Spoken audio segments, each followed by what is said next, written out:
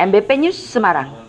Dalam rangka pencapaian peningkatan pelayanan publik Dinas Penanaman Modal dan Pelayanan Terpadu Satu Pintu atau DPMPTSP, Provinsi Jawa Tengah mengadakan kegiatan forum konsultasi publik yang bertempat di ruang rapat integritas lantai 2 DPMPTSP pada hari Selasa 21 Maret 2023.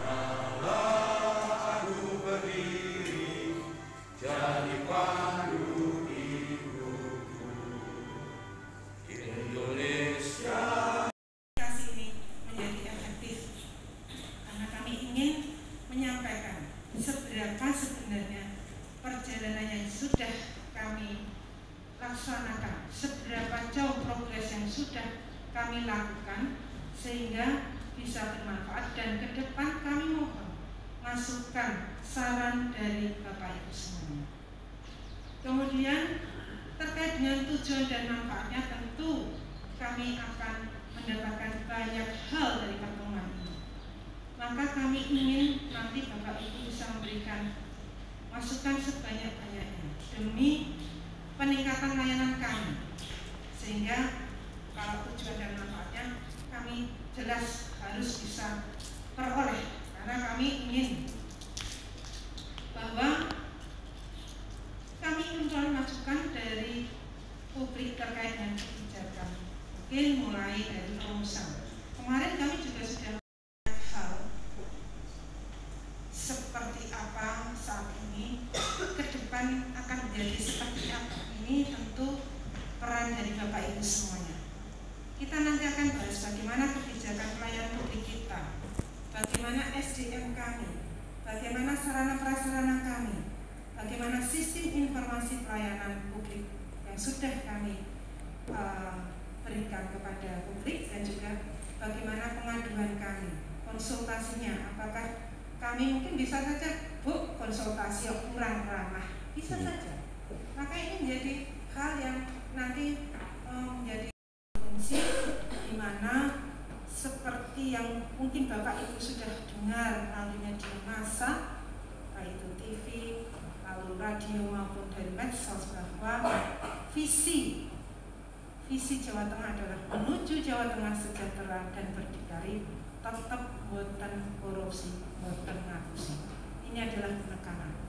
Maka ketika kami ada di perizinan, jika dalam proses Bapak Ibu mengurus izin masih ada yang memberikan gratifikasi, masih ada dari pegawai kami yang meminta atau dalam tanda kutip apapun bentuknya, ini sebenarnya sudah tidak diperkenankan.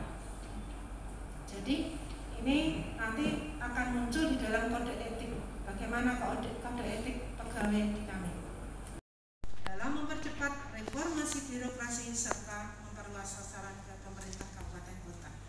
Jadi bagaimana reformasi birokrasi dalam hal ini adalah nomor 25 tentang pelayanan publik, di mana di dalam pasal 39 ayat 1 bahwa peran masyarakat dalam menyelenggarakan pelayanan publik ini dimulai sejak penyusunan standar pelayanan sampai dengan evaluasi dan pemberian penghargaan.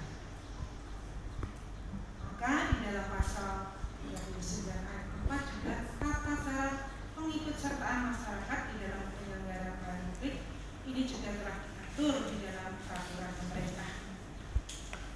Kemudian Undang-Undang 25 tahun 2009 tentang pelayanan publik, dan juga Undang-Undang 23 tahun 2014 tentang pemerintah daerah, ada Perpu 2 2022 tentang Cipta Kerja, ada Perpres 97 tentang DPMPTSP, hingga kemudian kami kemarin di tahun 2022 ada Peraturan Daerah Nomor 12 tahun 2022 tentang penyelenggaraan penanaman modal.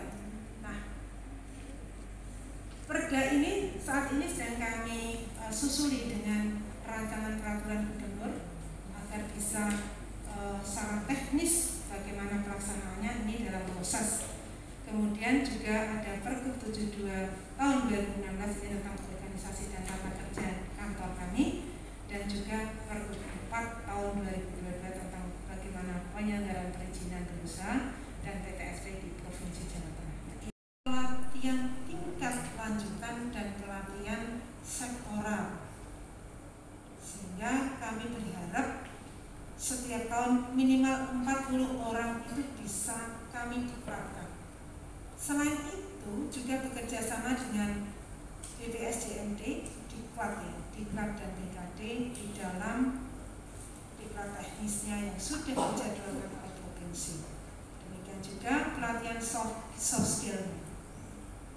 Tentu berbeda antara kantor yang memberikan pelayanan publik dengan kantor yang tidak langsung berhadapan dengan publik. Kami mengutamakan teman-teman kami di front office, sehingga memang perlu setiap tahun kami berikan pelatihan tentang bagaimana tugas front office, back office, dan juga perizinan wajib taat kepada sistem yang ada. Kemudian selanjutnya untuk mengenai kewenangan OSS ini sudah dibagi dari kewenangan pusat, kewenangan pemerintah provinsi yang didelegasikan kepada PTSP, kemudian kewenangan bupati yang didelegasikan kepada PTSP kabupaten kota. Dalam diskusi ini kita banyak menemui kendala-kendala di sistem OSS, sedangkan kita selaku pengguna layanan, pengguna aplikasi juga tidak bisa memperbaiki sistem yang ada. Misalnya pada saat konsultasi seperti ini, apa yang ditemukan masalah persoalan ini dilaporkan kepada pimpinan pusatnya masing-masing.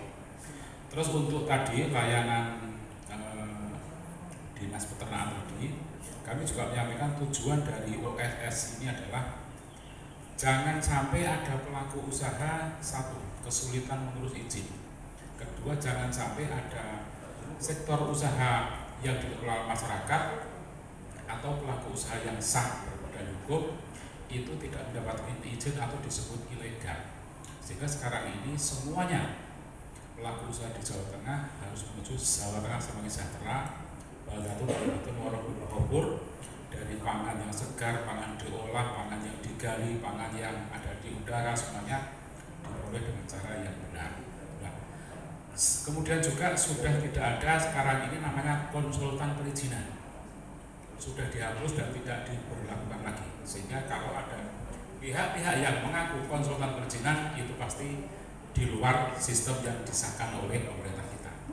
Sehingga panjenengan semuanya, kalau ada keluhan, ada kesulitan apa saja tentang OSS, itu di dalam layanan kami di DPMPTS Provinsi sudah dilengkapi dengan layanan konsultasi perizinan, konsultasi OSS. Jadi langkah-langkah yang mau ditempuh ini nanti akan dari sistem akan dikonsultasikan. Sehingga Bapak yang tadi dari CP, beberapa langkah sudah bisa ditempuh, itu adalah upaya-upaya yang bisa dilakukan. Sehingga Bapak, panjenengan semuanya, kalau ada kesulitan datanglah ke PTSP provinsi atau di mall pelayanan publik yang ada di seluruh kabupaten kota di Jawa Tengah sudah dilengkapi layanan konsultasi. Konsultasi publik ini kami lakukan dalam rangka untuk mendapatkan saran masukan atas pelaksanaan pelayanan publik kami. Kami DPMPTSP Provinsi Jawa Tengah ini memberikan layanan perizinan baik melalui OSS RGA maupun melalui aplikasi kami Siap Jateng. Kami buka sepenuhnya agar kami bisa merancang kebijakan, menyusun standar pelayanan dan standar operasional itu secara baik dan mendapatkan masukan dari seluruh unsur stakeholder yang ada di Jawa Tengah.